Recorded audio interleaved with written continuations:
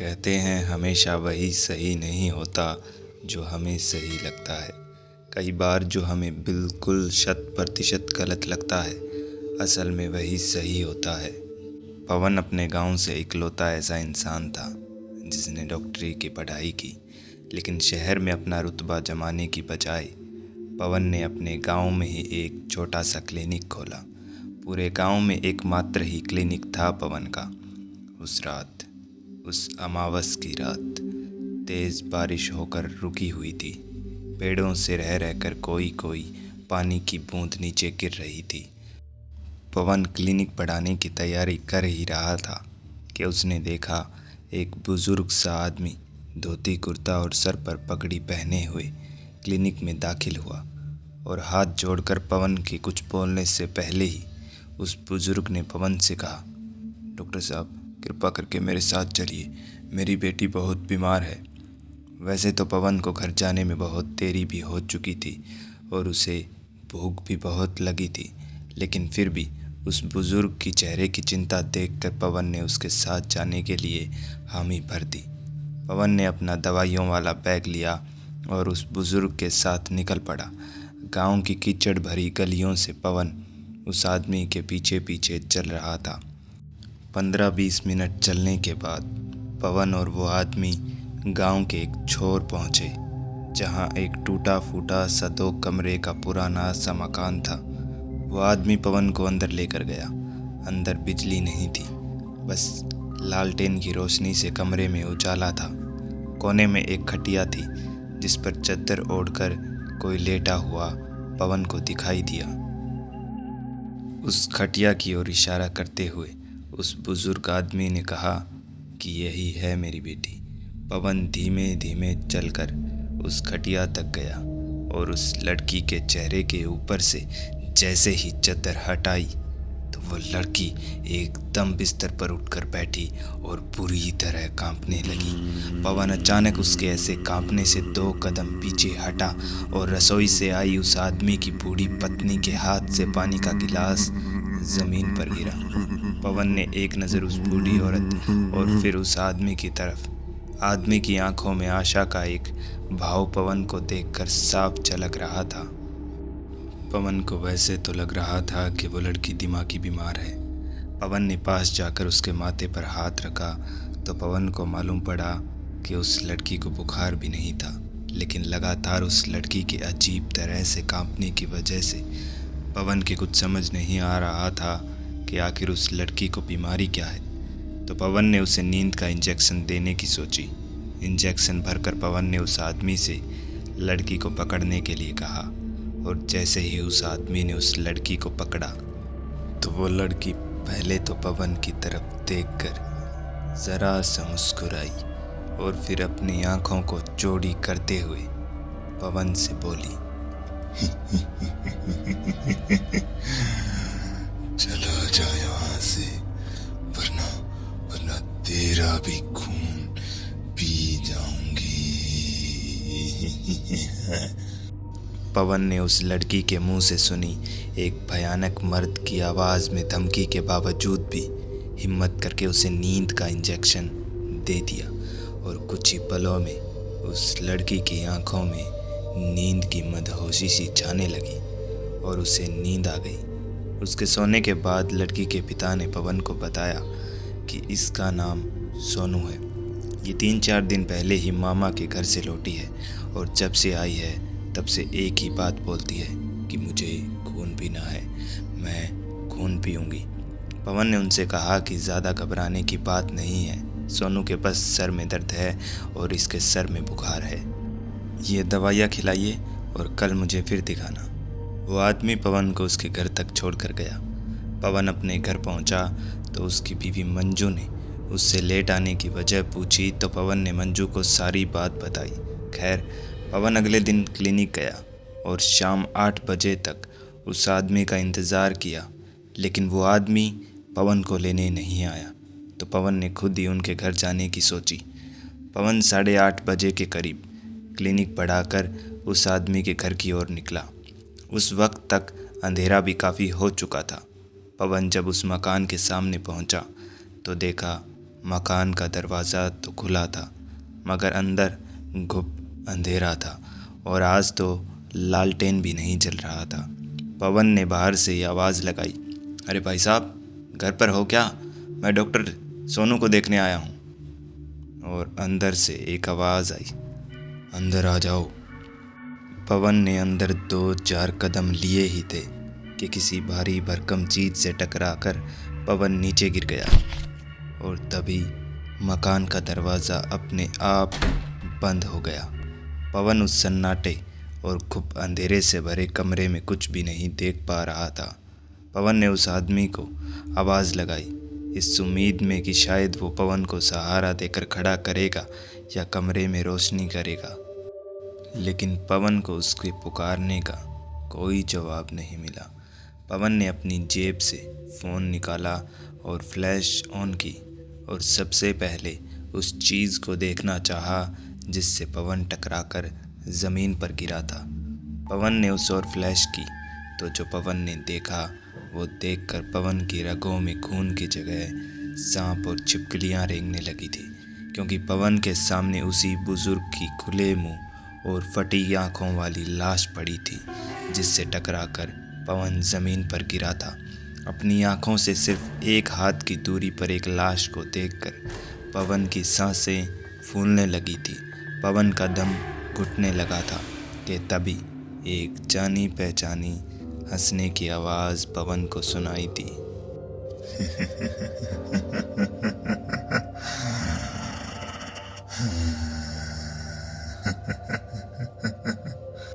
पवन ने आवाज़ की तरफ फ्लैश मारी तो देखा सोनू अपनी खटिया पर अपनी लाल चमकती आंखें लिए बैठी पवन की तरफ ही देखकर मुस्कुरा रही थी, और खटिया से नीचे लटकते सोनू के पांव उसकी खुद की माँ की लाश पर टिके हुए थे।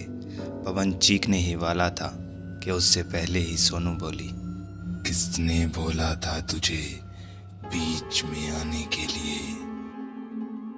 पवन की हालत कुछ ऐसी थी मानो उसे काटो तो खून नहीं, और फिर एक अलग सी अजीब सी हंसी की आवाज़ पवन को हर तरफ से सुनाई देने लगी। ऐसा लग रहा था कि पवन और सोनू के अलावा भी उस कमरे में कई सारे लोग थे। पवन कुछ पल और वहाँ रुकता तो उसकी मौत पक्की थी। पवन उठा और फ्लैश की रोशनी में तुरंत उस मकान से बाहर निकला और अपनी पूरी हिम्मत जुटाकर दौड़ा अपने घर की ओर। घर पहुंचा तो सीधा नज़र सीढ़ियों पर खड़ी मंजू पर गई, जो पवन को देखकर धीमे धीमे मुस्कुराए जा रही थी। और पवन ने जैसे ही मंजू को पुकारा, मंजू ने धीमे धीमे अपने आप को झुकाकर अपने हाथ ज़मीन पर रखे और फिर हाथ पैरों के सहारे सीढ़ियों से किसी जानवर की तरह उतरने लगी। मंजू की ये हरकत देख पवन जहाँ था वहीं खड़ा रह गया, और मंजू ठीक उसके सामने आकर रुकी और किसी जानवर की तरह जीभ अपने चेहरे पर फेर कर एक भयानक सी हंसी और आवाज़ के साथ बोली,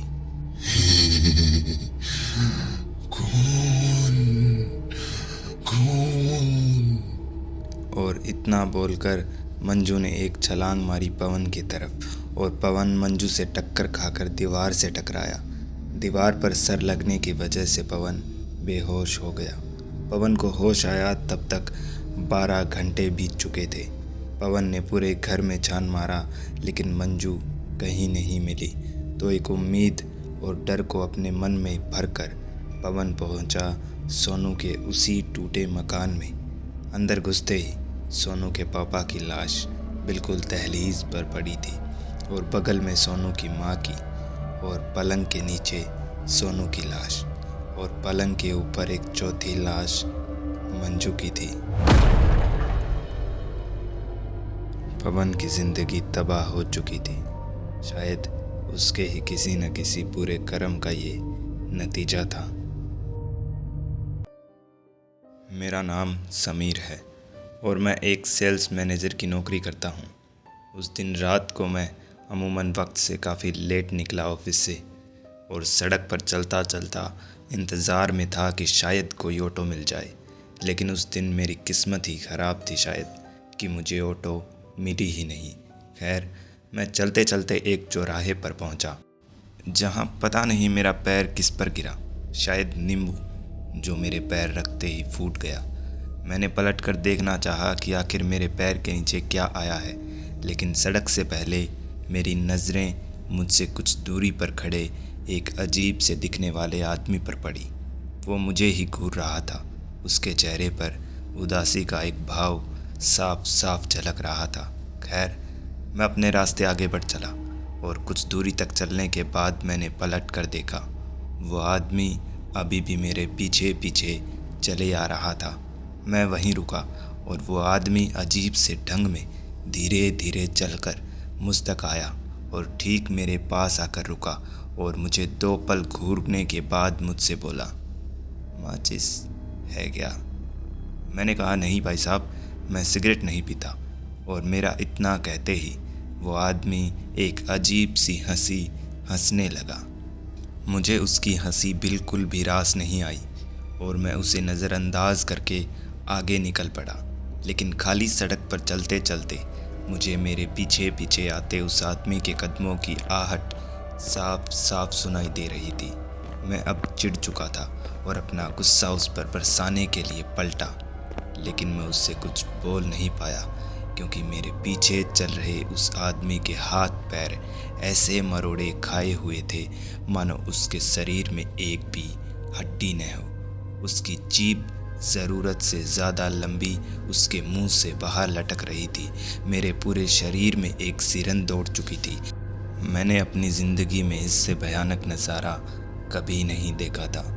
और जब दानव जैसे आदमी ने मुझसे कहा, मैं तुम्हारे साथ चलूंगा, तो मुझे वहाँ से भागने के अलावा कुछ भी नहीं सूझा।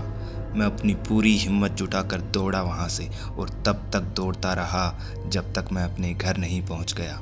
मैंने घर पहुँचकर ये बात अपनी माँ को बताई तो माँ ने मुझसे कहा कि वो कोई इंसान नहीं बल्कि कोई प्रेत था, और मुझे भी माँ की ये बात सही लग रही थी। खैर, मैं खाना खाकर अपने बिस्तर पर चद्दर ओढ़कर सोया और जाने कितनी देर बाद मुझे ऐसा लगने लगा कि मेरे ऊपर से कोई धीमे धीमे चद्दर नीचे खींच रहा है। मेरी नींद टूटी और बिस्तर पर कोहनी के बल उठकर बैठा और जो देखा वो देखकर मेरी जान मेरे हलक में आ गई, क्योंकि मेरे ऊपर से चद्दर खींचने वाला मुस्कुराते हुए बैठा वही प्रेत था जो मुझे सड़क पर मिला था। उसके काले और नुकीले दांत बड़े भयानक लग रहे थे।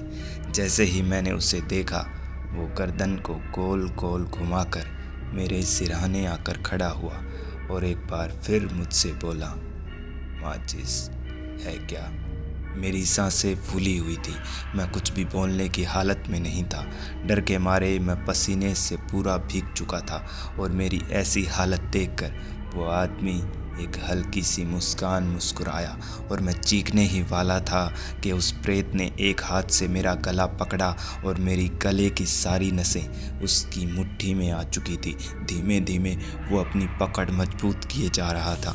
मेरे गले की हड्डी टूटने ही वाली थी कि तभी मेरी आँख खुली और मेरा सपना टूटा। इधर उधर कमरे में नज़रें दौड़ाई, लेकिन पूरे कमरे में कोई नहीं था और मैंने एक चैन की सांस ली। उस पूरी रात मेरे दिमाग में उसी प्रेत का चेहरा घूमता रहा और मैं ठीक से सो भी नहीं पाया। अगले दिन सुबह ऑफिस मैं अपनी बाइक लेकर गया और दिन भर की भाग दौड़ में कल रात का पूरा हादसा मैं भूल चुका था। रात को ऑफिस से निकलते निकलते उस दिन भी देरी हो गई, लेकिन गनीमत ये थी कि मुझे ऑटो के लिए सड़क पर भटकना नहीं था, क्योंकि मेरे पास मेरी बाइक थी। मैं बाइक लेकर ऑफिस से घर की ओर निकला। सड़क उस रात भी सुनसान थी, मगर अच्छी बात यह थी कि कल रात वाला भूत मुझे कहीं दिखाई नहीं दे रहा था। लेकिन जैसे ही मैं उस कल वाले चौराहे पर पहुंचा, तो उस चौराहे के बीचों बीच मुझे कोई चद्दर ओढ़कर लेटा दिखाई दिया।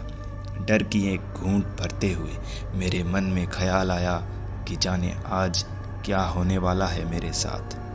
मगर फिर हिम्मत जुटाकर मैंने सोचा, जो होगा देखा जाएगा, और स्पीड से बाइक उस सड़क पर पड़े आदमी के पास से निकाल दी। और गौरतलब बात ये हुई कि वो शख्स अपनी जगह से ज़रा सा भी नहीं हिला। और बाइक चलाते चलाते ही मैंने एक लंबी सुकून की सांस ली, और तभी मेरे साथ किसी और ने भी सांस भरकर बिल्कुल मेरे कान के पास छोड़ी। और उसी सांस की हवा का मेरे शरीर को छूते के साथ ही मेरा रोम रोम एक पल में मुझसे सवाल करने लगा। मैंने बाइक चलाते हुए ही गर्दन घुमाकर पीछे की ओर देखा तो पाया मेरी पीछे वाली सीट पर अपनी खून सी लाल आंखें और नुकीले काले दांतों के साथ साथ अपना कटा फटा चेहरा लिए वही प्रेत बैठा था। और मेरे देखते ही वो मुस्कुराया और मुझसे बोला, गाड़ी रोक। लेकिन मैं नहीं जानता उस माहौल में भी मेरा दिमाग कैसे काम किया कि मैंने उसकी एक नहीं सुनी और सामने देखते हुए गाड़ी चलाता रहा। और वो लगातार अपनी उसी भयानक आवाज़ में बोलता रहा, तुझे समझ नहीं आ रहा क्या? गाड़ी रोक, गाड़ी रोक, वरना तेरे लिए अच्छा नहीं होगा। मगर मैं जानता था गाड़ी रोकी तो ये कुछ न कुछ तो मेरे साथ ज़रूर करेगा। इसीलिए मैंने गाड़ी नहीं रोकी और सीधा अपने घर पहुंचकर ही बाइक रोकी। और फिर भी बिना पीछे मुड़े मैं घर के अंदर चला गया। और उस दिन के बारे में मैंने माँ को कुछ नहीं बताया और खाना खाकर अपने कमरे में जाकर बिस्तर पर आंखें बंद करके लेटा ही था कि तभी एक आवाज़ ने मेरा ध्यान खींचा। मैंने उठकर देखा तो एक बार फिर मुझे 440 वोल्ट का करंट लगा, क्योंकि वो हंसने की आवाज़ उसी प्रेत की थी जो ठीक मेरे कमरे के दरवाजे पर खड़ा था। मैंने उससे कहा, मैंने क्या बिगाड़ा है तुम्हारा? क्यों पड़े हो मेरे पीछे? वो ज़ोर से हंसता रहा और शायद मेरे कमरे से आती आवाज़ों के कारण मेरी माँ मेरे कमरे में आई और मुझसे कहा, क्या हुआ बेटा? मैंने उस प्रेत की तरफ इशारा किया, लेकिन शायद माँ को न तो उसके हंसने की आवाज़ सुनाई दे रही थी और न ही माँ को वो दिखाई दे रहा था। मैं माँ से बोलता रहा कि माँ वो दरवाजे पर खड़ा है, लेकिन माँ बोलती रही कि यहाँ कोई नहीं है। और जाने मुझे अचानक क्या हुआ, मैं बुरी तरह कांपने लगा। कांपते कांपते मैं कब बेहोश हुआ मुझे पता नहीं लगा। मेरी आंखें खुली तो एक बाबा मेरे सामने अगरबत्ती जलाकर हाथ में लेकर खड़ा था। मेरे बाजू में मेरी माँ खड़ी थी। बाबा ने माँ से कहा कि मुझ पर टोने या टोटके का असर है। कोई प्रेत तब से मेरे पीछे है जब से रात को एक चौराहे से गुजरते वक्त मेरा पैर एक टोटके पर पड़ा था। बाबा ने मेरे हाथ पर एक सुरक्षा धागा बांधा। उसके बाद से मैं ठीक हूँ, लेकिन वो चेहरा जब कभी मुझे याद आता है तो मेरे रोंगटे खड़े हो जाते हैं। मैंने ओवरटाइम करना बंद कर दिया है। अब मैं रात होने से पहले ही घर आ जाता हूँ। घर में खुशी का माहौल था। घर के छोटे बेटे यानी संजीव की कल ही शादी सुखमय संपन्न हुई और अगले ही दिन बाबूजी ने घर में हवन करवा के अपने कुल देवताओं को खुश रखने के लिए सलाह दी।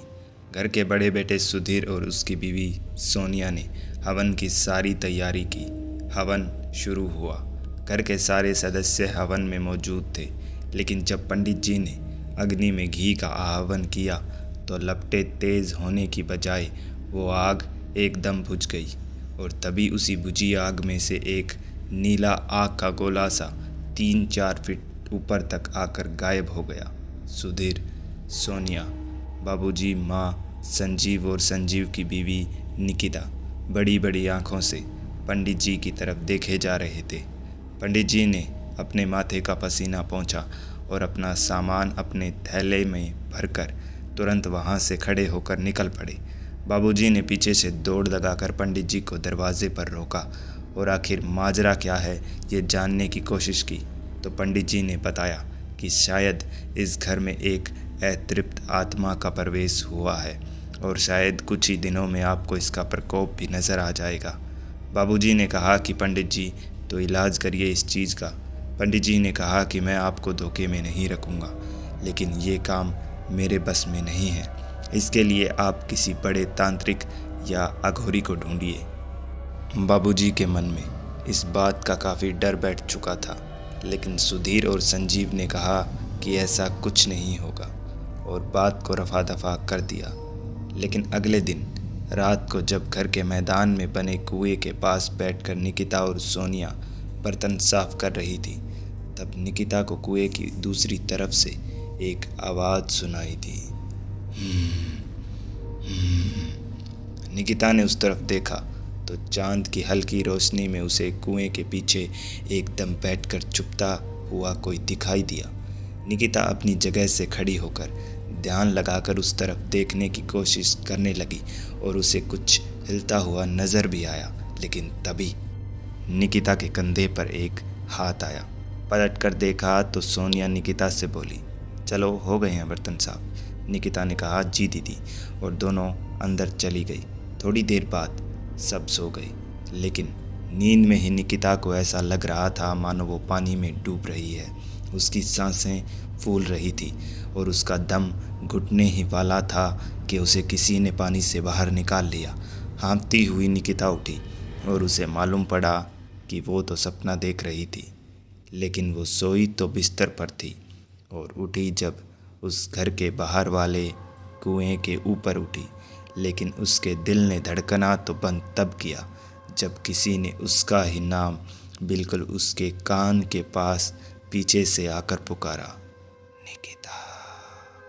निकिता के लिए ये सब नया था। जाने क्यों बिना पीछे मुड़े निकिता कुएं के ऊपर से नीचे कूदी और अंदर की ओर दौड़ लगाई। दरवाज़ा अंदर से बंद था।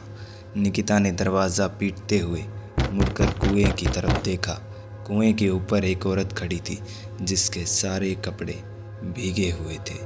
निकिता अंधेरे में उसका चेहरा देखने की कोशिश करती है, उससे पहले ही दरवाज़ा खुल गया और निकिता ने 2 कदम घर के अंदर लिए। सामने दरवाज़ा खोलने वाला संजीव खड़ा था। संजीव ने निकिता का डरा हुआ चेहरा देखकर उससे पूछा, क्या हुआ निकिता, तुम डरी हुई क्यों हो, और दरवाज़ा अंदर से बंद होने के बावजूद तुम बाहर कैसे गई?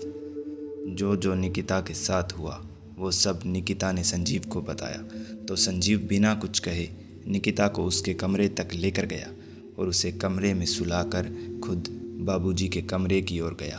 और जैसे ही दरवाज़ा खोलने के लिए दरवाजे पर हाथ रखा, तभी अंदर से दरवाज़ा खींचकर किसी ने खोल दिया। संजीव ने देखा सामने भारी भारी आंखें लिए बाबूजी खड़े थे। संजीव ने उनसे कहा, बाबूजी वो लौट आई है। तो बाबूजी ने एक बदली सी आवाज़ में कहा, हाँ लौट आई हूँ मैं, और तुम में से किसी को नहीं छोड़ूंगी। इतना बोलकर बाबूजी ने संजीव को धक्का दिया और खुद घर के मेन दरवाजे की ओर चले और दरवाज़ा खोलकर बाहर की ओर दौड़े। संजीव खुद को संभालता उससे पहले ही कुएं में कुछ गिरने की आवाज़ हुई। संजीव ने दरवाजे पर जाकर देखा, बाबूजी कहीं नहीं थे। इसका मतलब कुएं में बाबूजी गिरे थे। संजीव चिल्लाकर दौड़ा कुएं की तरफ और उसके चिल्लाने की आवाज़ सुनकर बाकी लोग भी कुएं के पास इकट्ठा हुए।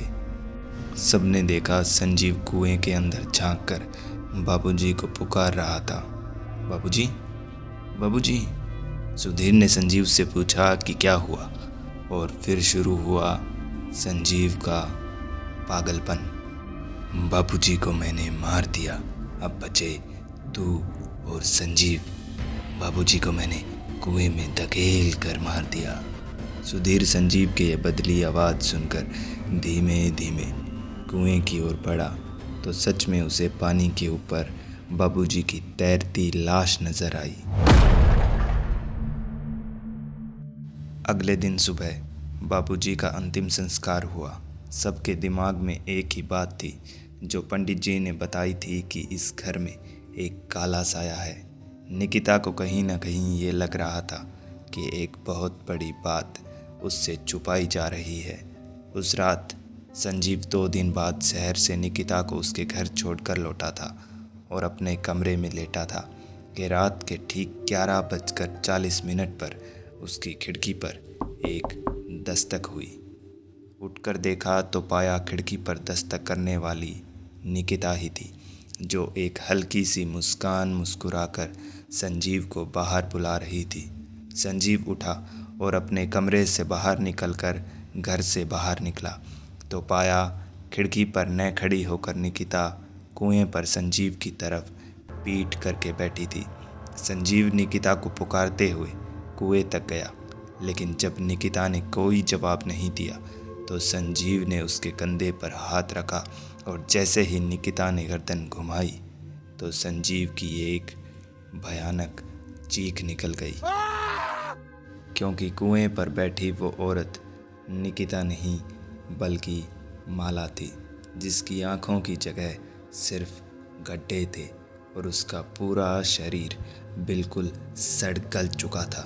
संजीव की चीख सुनकर घर के बाकी लोग दौड़कर बाहर आए तो देखा संजीव के दोनों पैर हवा में थे, ऐसे मानो किसी ने उसका गला पकड़ उसे ऊपर उठा रखा हो। संजीव ने एक बदली सी आवाज़ में एक बात कही, बोला था ना मैं वापस आऊंगी। और उसी के साथ जब सुधीर संजीव की ओर दौड़ा तो संजीव को मानो किसी ने कुएं में फेंक दिया। दरअसल माला संजीव की पहली बीवी थी। बाबूजी का मानना था कि माला इस घर के लिए मनहूस है और बाबूजी ने इस कदर संजीव के मन में माला के लिए नफरत भर दी कि एक बार माला कुएं से पानी निकाल रही थी, तब संजीव ने उसे कुएं में धकेल दिया। माला को तैरना आता था, इसीलिए सुधीर ने एक बड़ा सा पत्थर ऊपर से माला के सर में मारा, लेकिन माला की वो आखिरी शब्द सुधीर को भी अच्छे से याद थे, मैं वापस आऊंगी। और फिर वो रात भी आई जब सोनिया रात को सुधीर का पैर पकड़ उसे घसीट कर घर से बाहर लेकर जा रही थी। सुधीर की माँ बस खड़े चुपचाप ये नज़ारा देखे जा रही थी, क्योंकि वो शायद जानती थी कि यही नियति है। सोनिया ने सुधीर को कुएं के पास ले जाकर ज़ोर से कुएं की दीवार पर सुधीर का सर दे मारा और फिर किसी थैले की तरह उठाकर उसे कुएं में फेंक दिया। किसी ने सच ही कहा है कि जो जैसा करेगा वो वैसा भरेगा।